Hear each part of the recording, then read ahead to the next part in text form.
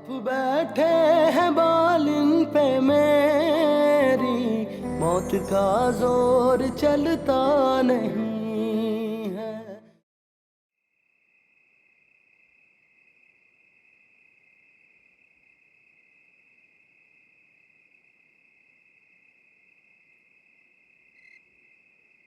अस्सलाम वालेकुम। वालेकुम ज़ैन, वो बाबू भाई को देखा कहीं? वो सारे लोग तो मोहल्ले की मीटिंग में बैठे हुए हैं। अच्छा, मैं अपनी चाबी आज अंदर ही भूल गया था। मैं ला के दे दूं चाबी? नहीं नहीं, वो तुम्हें डांट देंगे, मैं खुद जाके ले आता हूँ। शुक्रिया शुक्रिया।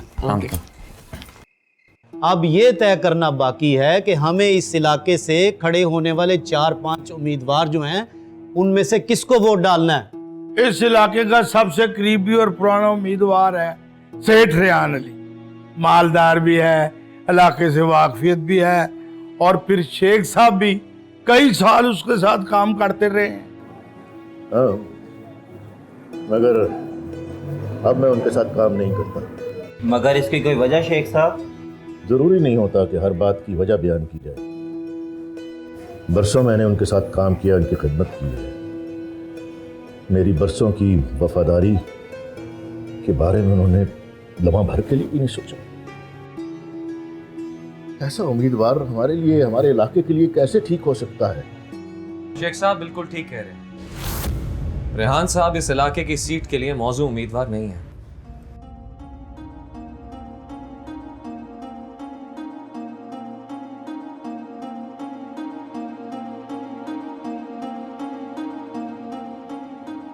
अब ये कल के लौंडे लफाड़े हमारी मीटिंग्स में दखल अंदाजी करेंगे। मैं दखल अंदाजी नहीं करना चाहता था, मगर अब मैं भी इसी मोहल्ले में रहता हूँ। मैं यहाँ के मसाइल से अच्छी तरह वाकिफ हूँ और रेहान साहब को भी अच्छी तरह जानता हूँ। वो कभी इस इलाके की खिदमत नहीं कर पाएंगे। तुम अपने बाप के बारे में इस तरह क्यों कह रहे हो? बात मेरे बाप की नहीं हो रही, बात उस नुमाइंदे की हो रही है जो एमएनए या एमपीए बनकर इस इलाके की तकदीर को बदलेगा। जहां तक मैं उन्हें जानता हूं, उन्हें अभी तक वो विजन नहीं मिला कि वो आप लोगों के मसाइल को समझ सके। तो फिर हम किसको मुंतखब करें बाबू? ये तो बताओ।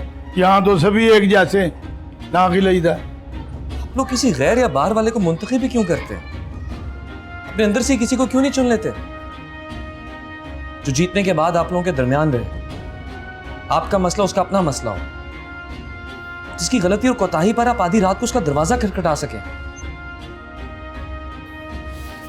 आप लोगों के अंदर एक भी ऐसा मुखलिस, शरीफ और ईमानदार बंदा नहीं जिस पर आप सब एतबार कर सके।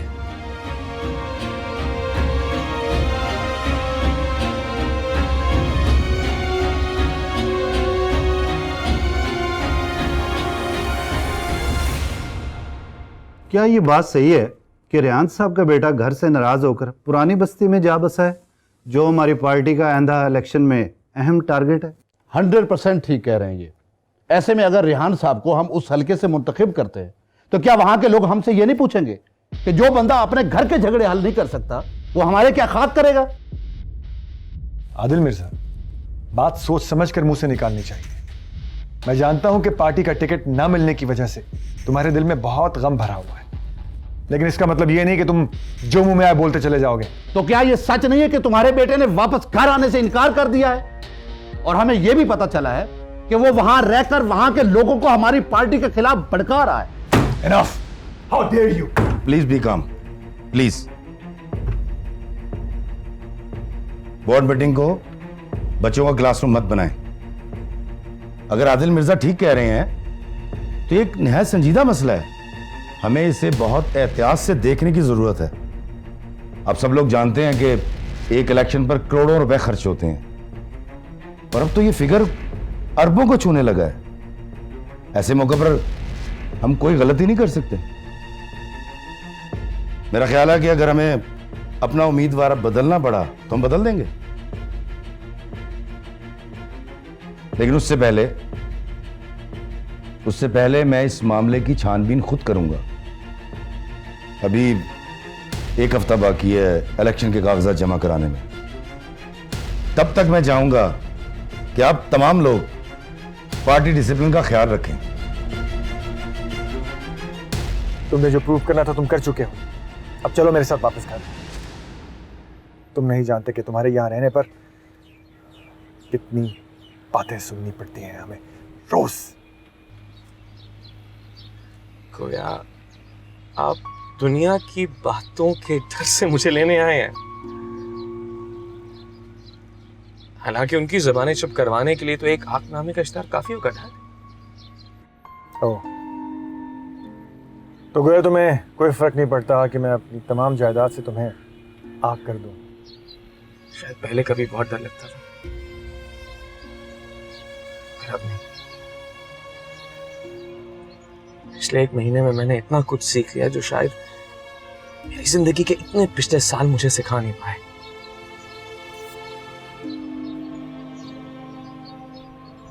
देखो समीर, अपनी ये फजूल जिद छोड़ो और चलो मेरे साथ घर। ठीक है, अगर आप वाकई मुझे दिल से वापस लेने आए हैं तो मैं जाने के लिए तैयार हूं, लेकिन आपको मेरी 2 शर्तें मानना। कैसी 2 शर्त?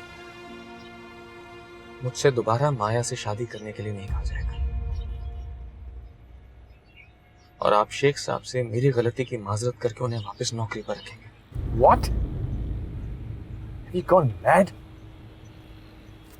तुम अपने बाप के हाथ जुड़वाओगे उस 2 टके के आदमी के सामने? नहीं, हरगिज नहीं। हाथ जोड़ने की जरूरत नहीं है। आप सिर्फ इतना मान लें कि गलती मेरी है। वो इतने वफादार लोग हैं कि इसके आगे आपको कुछ कहने की नौबत ही नहीं आने देंगे। कहो तो माफी मांगने के साथ साथ मैं उसकी बेटी का रिश्ता भी मांग लूं तुम्हारे लिए।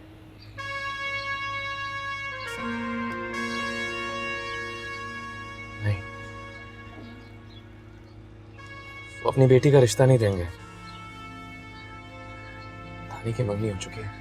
तो फिर यहां क्यों सर फोड़ रहे हो अपना? क्यों टाइम वेस्ट कर रहे हो? देखो समीर, माया से अच्छी लड़की नहीं मिलेगी तुम्हें अपने लिए। अगर तुम माया से शादी के लिए हाँ करते हो तो मैं शेख कलीम से माजरत करने पर भी तैयार हूं। नहीं डैड, धानी के बाद अब कोई और लड़की मेरी जिंदगी में नहीं आ सकती।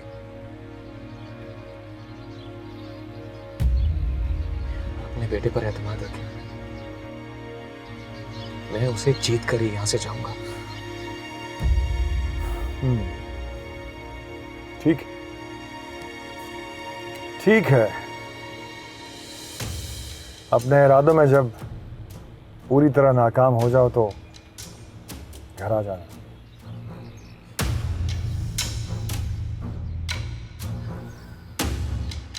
खुदा हाफिज।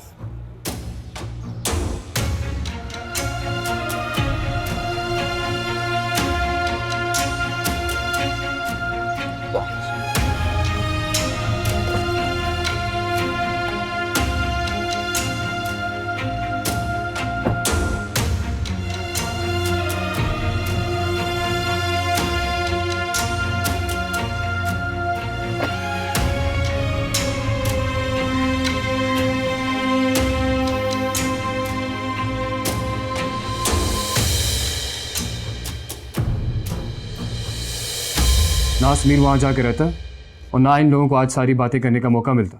यही तो गम है कि मेरी इज्जत दबोने में सबसे बड़ा हाथ मेरे अपने बेटे का है।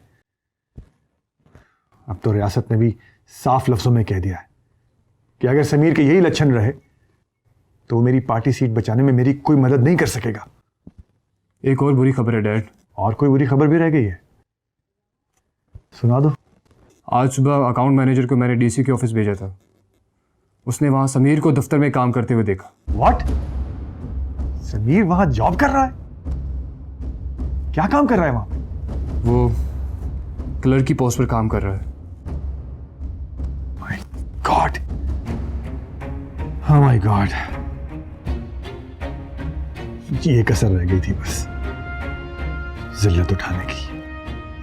डैड, आई थिंक आपको कल के सारे लीडिंग न्यूज़पेपर्स में समीर को आग करने की न्यूज़ पब्लिश करवा देनी चाहिए।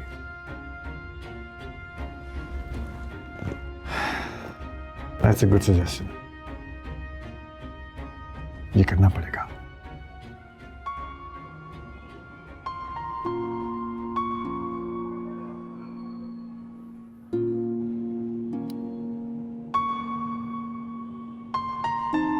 फिर मेरा अंदाज़ा सही निकला।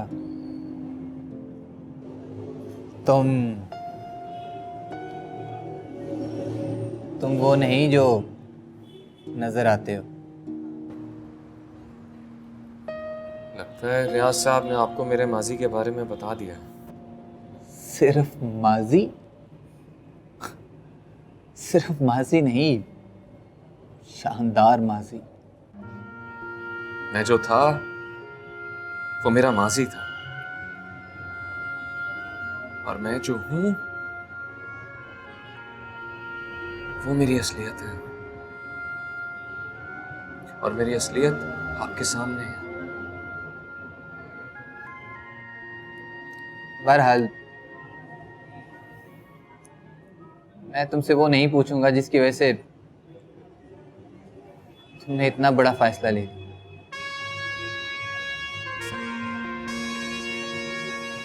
मैंने सिर्फ किस्से कहानियों में सुना था कि शहजादे और बादशाह अपना ताजो तख्त छोड़कर बेबान जंगलों में जा जोगियों की जिंदगी गुजारते हैं।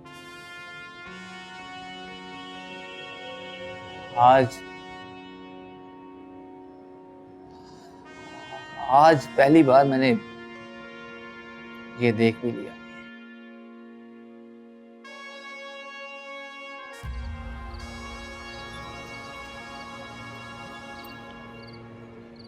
मुझे उम्मीद थी, मैं जानता था तुम मुझे यही मिलोगे। मैंने अब कहाँ जाना है बाबू?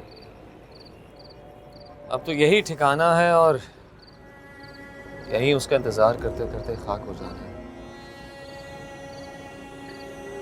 ना छोटे साहब ना, ऐसी बातें नहीं करते। आस और उम्मीद का सबक मैंने तुमसे सीखा है। अगर तुम ना उम्मीद हो गए तो इस दुनिया से मेरा एतमाद उठ जाएगा। बस कभी कभी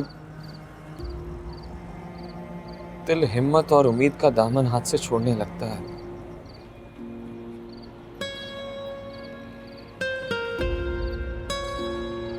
अब अंदर से टूटने लगता हूं मैं।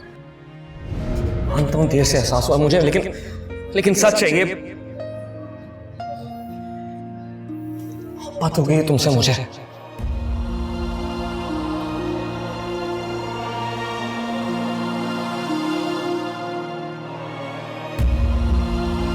मोहब्बत? तुम जानते हो मोहब्बत क्या होती है? हाँ? जानते हो मोहब्बत किस बला का नाम है? ऐसा खारा पानी नहीं पी सकते तुम। वाटर जनरेशन ये तुम्हारे हजारों नौकर चाकर घूमते हैं तुम्हारी खिदमत के लिए। जरा सी धूप नहीं बर्दाश्त होती तुमसे, मुझसे मोहब्बत की बात कर रहे हो तुम। मिस्टर, हम छोटे लोग हैं, जमीन पर बसने वाले, खाक पर चलने वाले। जैसे अमीर साहब जो कीमती कालीनों पर चलते हैं, उन्हें अपने बयान के मुताबिक मोहब्बत करनी चाहिए।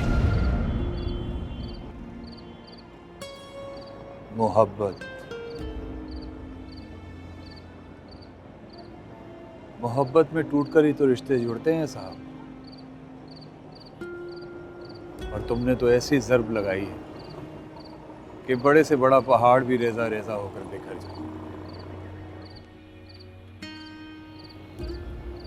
और वो कमजोर लड़की, नाजुक सी लड़की, शेख साहब की तरबियत ने कैद कर रखा है उसे। साहब, तुम्हारी तरह वो भी अपने दिल की कैदी है। दिल के कैदी को हमेशा उम्र कैद की सजा होती है बाबू। मुझे लगता है हम दोनों को ही उम्र भर ये कैद भुगतनी है।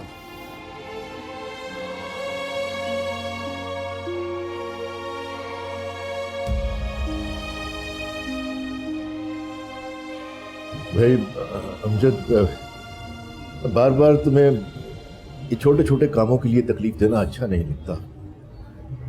लेकिन जिला कचहरी के काम तुम्हें पता है कि वाकफियत के बगैर होते भी नहीं है। तुम तो अच्छी तरह जानते हो। आप ऐसा भला क्यों कह रहे हैं? मुझे भला क्यों जहमत हो? दिन में 10 बार मेरे कचहरी में चक्कर लगता है। आपकी दरख्वास्त याद पड़ी है मेरे सामने, बस आज ही तहसीलदार साहब के ऑफिस पहुंच जाएगी, फिर एक आध दिन में आपको आपकी दुकान के कागजात मिल जाएंगे।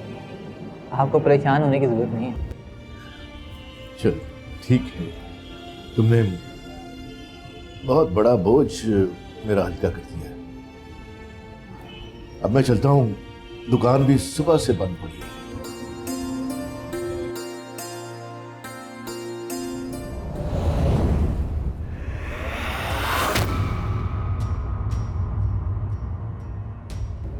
आओ भाई समीर, हो गई डीसीओ साहब से मुलाकात?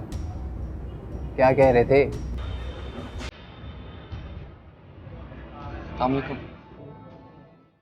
शेख साहब, ये समीर है, मेरा सबसे काबिल असिस्टेंट है।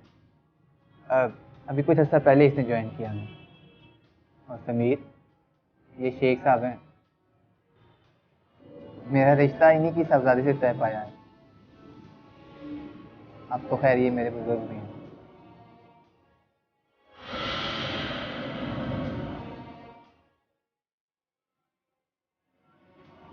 बहुत खुशी हुई आपसे मिलकर।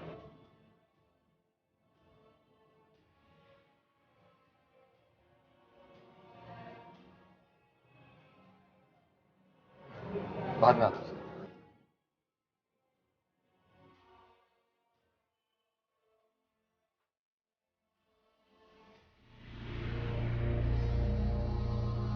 अच्छा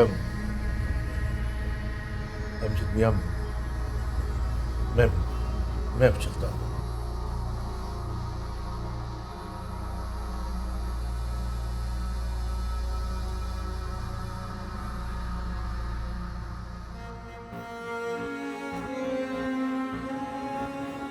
क्यों भाई समीर, तभी तो ठीक है ना?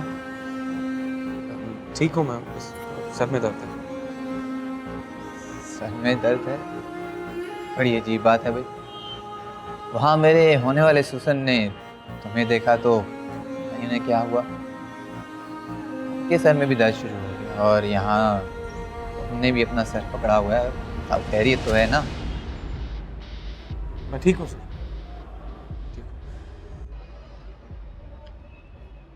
समीर, तुम शेख साहब से पहले मिल चुके हो? हाँ। नहीं, मैं उनसे कभी नहीं मिला। ठीक है, अगर तुम चाहो तो शॉर्ट लीव लेकर घर जा सकते हो। तुम्हारी तबीयत कुछ ठीक नहीं लग रही मुझे। नहीं, मैं ठीक हूँ सर। अभी कैंटीन से जाकर कड़क चाय पीऊँगा ना। क्या कहते हैं आप लोग, दूध पत्ती? ठीक हो जाएगा। चलो ठीक है, मैं मंगवाता हूँ तुम्हारे लिए भी और अपने लिए भी चाय। नीचे आओ। याद आया, वो डीसी साहब ने तुम्हें क्यों बुलाया था? कमिश्नर साहब का पैगाम दे रहे थे। कमिश्नर साहब का पैगाम? कैसा पैगाम? उन्होंने डीसी साहब को कहा है कि मेरा कॉन्ट्रैक्ट खत्म करके मुझे नौकरी से बर्खास्त कर दिया जाए। नौकरी से बर्खास्त? क्या मतलब क्यों? ये तो मैं नहीं जानता, लेकिन उन्होंने ये बताया है कि शायद किसी ने कमिश्नर साहब को मेरी शिकायत लगा दी। शिकायत? नहीं, उन्हें ज़रूर कोई गलतफहमी होगी। तुम फिक्र मत करो, मैं उनसे खुद बात करूँ, ठीक है ना? और आओ चाय पीते हैं फिर।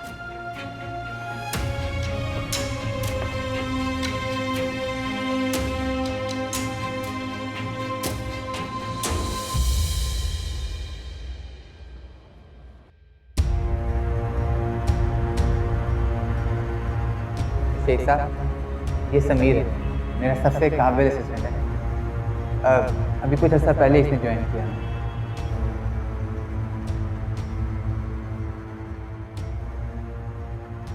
हाँ ठीक कह रहा हूँ, वो लड़का वहां भी पहुंच गया। हाँ, अमजद के दफ्तर में क्लर्क भर्ती हो गया वो। हाँ है, वो वहां भी पहुंच गया। अब क्या होगा वीर जी? मैं क्या कह सकता हूं, क्या होगा। इसी परेशानी ने तो मुझे बिस्तर पे ला फेंका है। अच्छा होता अगर एक ही झटके में जान निकल जाती। कम से कम ये रुस्वा होने से तो जान छूट जाती। अल्लाह ना करे, कैसी बातें कर रहे हैं आप। खुदा आपका साया इन बच्चियों पर और इस घर पर हमेशा कायम रखे। खबरदार आइंदा इस किस्म की बात मुंह से निकाली तो। वो लड़का बहुत शातिर है, न जाने कहां से पता किया है कि थानी का अमजद से रिश्ता तय हुआ और ठीक उसी के दफ्तर में जाके उसी के सेक्शन में भर्ती हो गया। उसे वहां देखकर मेरे तो पैरों के नीचे से जमीन निकल गई। अब जिस डर और खौफ की वजह से हम थाने को जल्द रुखसत करना चाहते थे, अब वो खतरा ऐन हमारे सरों पर मुंडला रहा है। मुझे तो लगता है वो ढानी को अमजद के सामने बदनाम करके ये रिश्ता तोड़वा देगा। अल्लाह ना करे वीर जी, मैं तो कहती हूँ मोहल्ला कमेटी वालों के सामने सारा किस्सा खोल के बता दें। मुझे यकीन है 2 दिन के अंदर अंदर वो इसका बोरिया बिस्तर गोल करा देंगे यहाँ से। ऐसा कैसे हो सकता है आपा? 1000 सवाल उठेंगे, 1000 बातें होंगी। दुनिया ऐसे मामलात में मर्दों को कसूरवार नहीं समझती। अल्लाह बेहतर करेगा वीर जी, अपने आप को परेशान मत करो। अपने दिल और दिमाग को हर फिक्र हर परेशानी से दूर कर दो। डॉक्टर ने सख्ती से मना किया है। मैं बत्ती बुझा देती हूँ, आराम करने की कोशिश करो, ठीक है?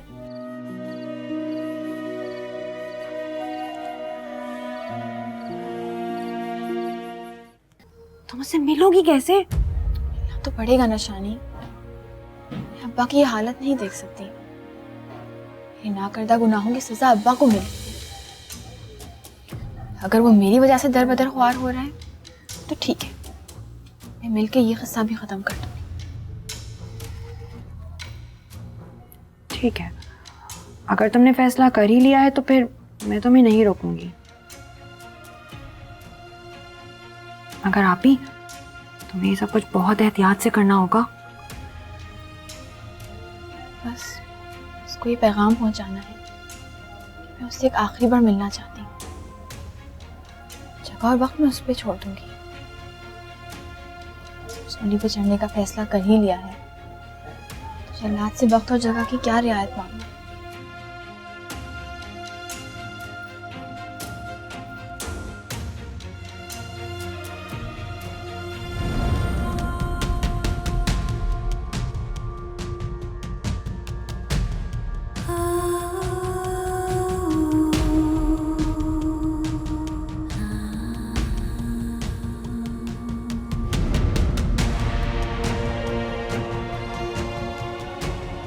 भाई इसमें क्या है?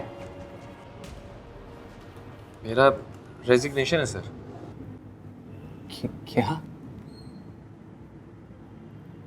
तुम रिजाइन कर रहे हो? मगर क्यों? मैं नहीं चाहता मेरी वजह से इतने बहुत से लोग मुश्किल में आ जाएं। इसलिए बेहतर यही है कि मैं खुद ही क्विट कर जाऊं। यार मेरी डीसी साहब से बात हो चुकी है। हम मिलजुल कर इस मसले का हल निकाल सकते हैं। मैं अपने डैड को जानता हूँ। वो डीसी साहब पे सारी एडमिनिस्ट्रेशन और गवर्नमेंट का बोझ डाल देंगे। मुझे पता है मेरे डैड की पहुंच कहाँ तक है। मैंने आपसे कहा ना, मैं नहीं चाहता कि मेरी वजह से यहाँ पे मसले पैदा हों। यूँ समझ ले कि मेरा इतना ही दाना पानी था यहाँ। मुझे ये समझ नहीं आ रहा कि तुम्हारा अपने डैड से ऐसा क्या इख्तिलाफ है जिसकी वजह से तुम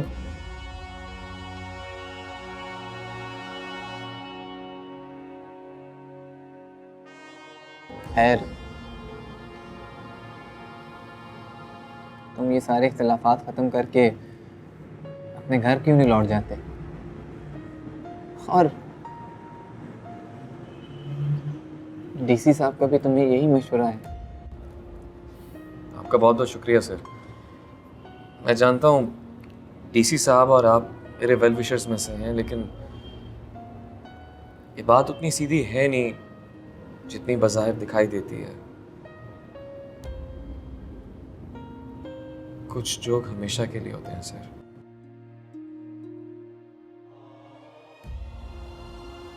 मैं बाकी ऑफिस वालों से भी मिलूं, फिर जिंदगी मौका देना दे। ठीक है, जरूर मिलो। ख्याल रखिएगा। तुम भी अपना बहुत ख्याल रखना।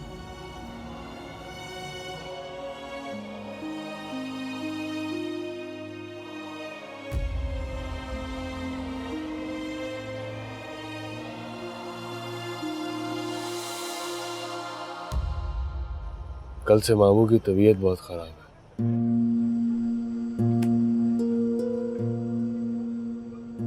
आज तो वो दुकान पे भी नहीं गए। जुबान से बोलते नहीं है वो, मगर मुझे पता नहीं क्यों लगता कि उनकी इस परेशानी के पीछे बहुत ही कोई खास वजह है। कैसी खास वजह उस्ताद? आजकल मामू की हर परेशानी की वजह बस वही एक शख्स है जो हमारे मोहल्ले में आन घुसा है।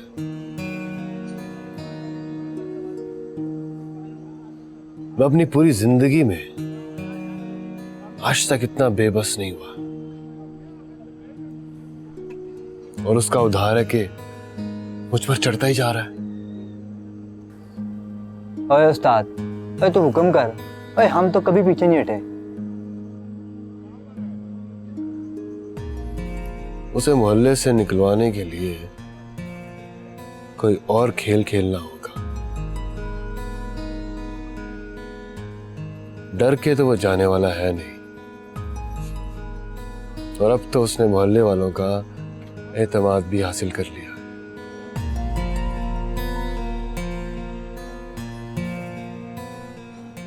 मोहल्ले वालों का एतमाद तोड़ना होगा। उसे किसी भी तरह बदनाम करना होगा,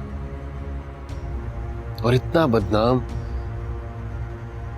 कि मोहल्ले वाले एक लम्हे के लिए भी उसे अपने दरमियान बर्दाश्त ना करें। समझे हो? ऐसा ही होगा, तो फिक्र ना कर। हाँ,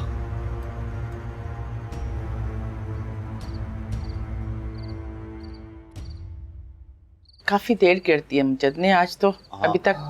अस्सलाम वालेकुम। वालेकुम अस्सलाम। वे माशाल्लाह काफी लंबी उम्र है। अभी तुम्हारी बात हो रही थी। खैरियत? मेरा जिक्र किस सिलसिले में हो रहा था? कोई बाहर का काम तो नहीं था? नहीं नहीं, तुम्हारे ससुर साहब का जिक्र हो रहा था, इसीलिए तुम्हारे अब्बा तुम्हें भी याद कर रहे थे। शेख साहब का जिक्र? हाँ भाई, फुर्सत मिले ना तो फ़ोन करके उनकी तबीयत का पूछ लेना। कल उनकी तबीयत नासाज थी।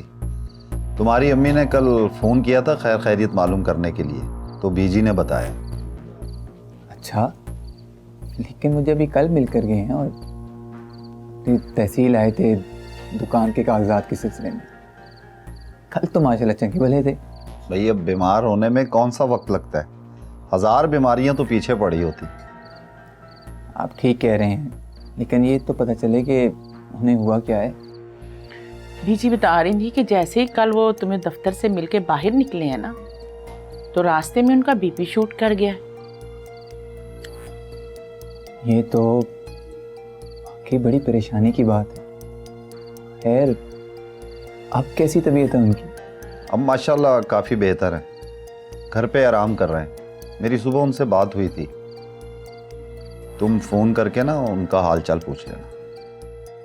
हाँ जी, क्यों नहीं, ज़रूर ज़रूर फ़ोन करूँगा। लेकिन मुझे लगता है कि काफ़ी देर होगी है, इस वक्त मुनासिब नहीं रहेगा। सुबह सवेरे पहली फुर्सत में उन्हें फ़ोन करता हूँ। अच्छा तुम बैठो, मैं तुम्हारे लिए चाय बना के लाती हूँ। बहुत शुक्रिया अम्मा जान, यकीन करें इस वक्त चाय की शदीद तलब हो रही है। वैसे आपस की बात है, वो शैतानी पुड़िया किधर है आज, नजर नहीं आ रही। वो हमसायों के घर गई है, बस अभी आती होगी। तुम बैठो, मैं तुम्हारे लिए चाय लाती हूँ। शुक्रिया।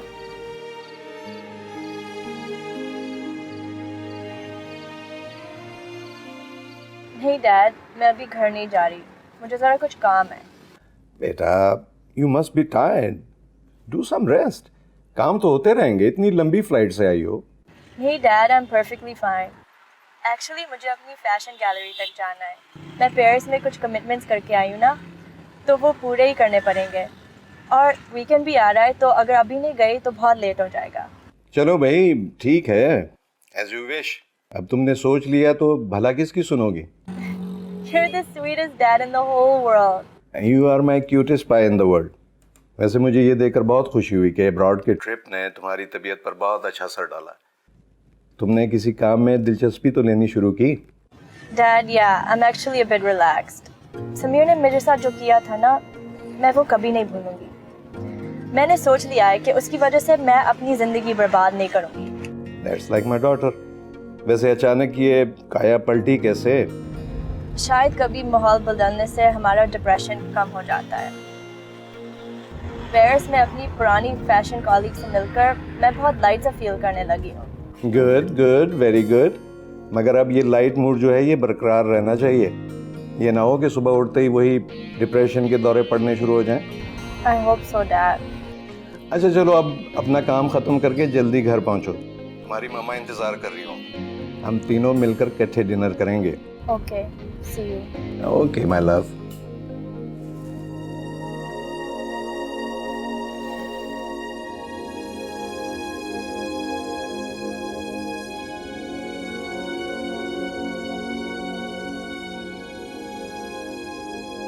रैसा साहब ठीक कह रहे हैं, क्योंकि मीटिंग बहुत लंबी हो चुकी है और अब भी बहुत सारी चीज़ें बहस तलब हैं। मेरे ख्याल से हर चीज़ आईने की तरह साफ हो चुकी है। मौजूदा सूरत हाल में रेहान साहब का सगा बेटा इनके खिलाफ मोर्चा जन है, तो मैं नहीं समझता कि इन्हें पार्टी टिकट पर इलेक्शन लड़ना चाहिए। मैं अपने बेटे को बाकायदा आग कर चुका हूं और ये बात प्रेस और मीडिया के थ्रू पूरी दुनिया जानती है। फिर भी मेरे और समीर के रिश्ते को पार्टी मामलात में डिस्कस किए जाने की वजह मुझे समझ में नहीं आती है। रेहान साहब, एक बाप के बेटे को आग कर देने से खून का रिश्ता खत्म नहीं हो जाता और ना ही रिश्तों की पहचान खत्म होती। और फिर हल्के की सोच का भी तो सोचे। एक आगशुदा बेटे की मौजूदगी में उसका बाप वोटों की भीख मांगता हुआ देखिए। आदिल मिर्जा की बात में वजन है। ठीक है, हम कोई एक तरफा फैसला करने के बजाय तमाम मेंबर्स के दरमियान वोटिंग करवा लेते हैं। वो लोग जो चाहते हैं कि रेहान साहब पुरानी बस्ती से इलेक्शन लड़ें, और वो जो इनके मुखालिफ हैं जो चाहते हैं कि रेहान साहब पुरानी बस्ती से इलेक्शन ना लड़ें, कल सब यहीं पार्टी हेड ऑफिस में जमा होंगे और वोटिंग होगी। किसी के साथ हक तलफी भी नहीं होगी। लेकिन एक बात, वोटिंग के बाद मेजोरिटी का फैसला सबको मानना होगा। लेकिन इस तरह से दैट्स ऑल रेहान साहब, दैट्स ऑल।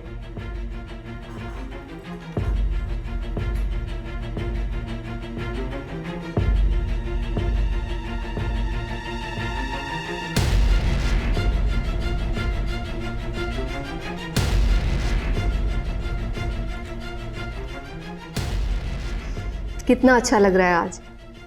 कितने दिनों बाद हमारी पूरी फैमिली इकट्ठे डिनर कर रही है। मैंने तो तकरीबन पार्टी चेयरमैन के साथ लड़कर ही मीटिंग ख़त्म कराई। मैं ऐसे प्रॉमिस जो किया हुआ था। ठीक कहा आपने।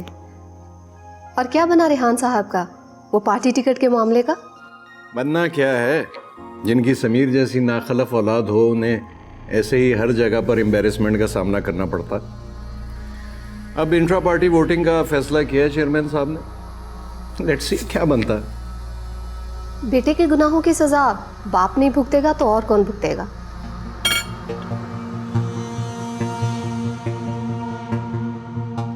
देख लेना, समीर भी अपने बाप की तरह हर जगह ख्वार रहेगा। Can we please change the topic? Please? Sorry बेटा। अच्छा चलो छोड़ो, ये बताओ कि कैसा रहा तुम्हारा पेरिस का ट्रिप? बस ठीक था। अपना मूड ठीक करो।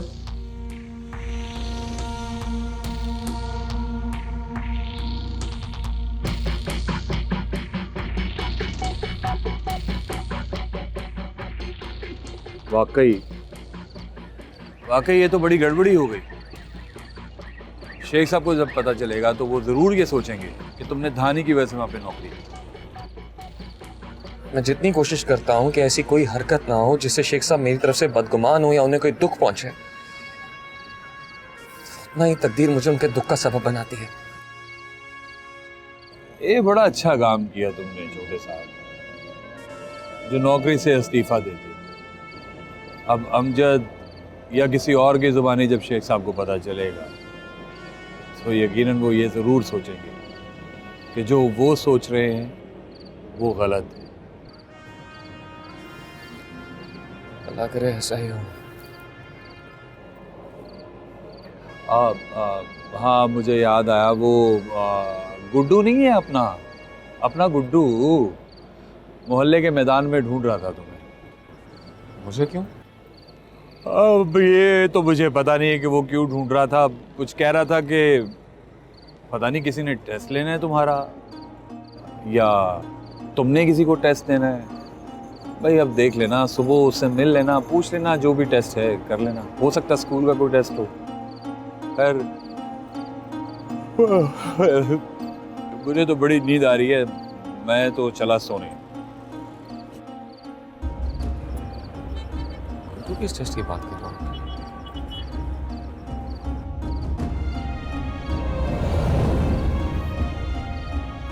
शमी के सिरे को पैगाम क्यों नहीं भिजवाया उसने?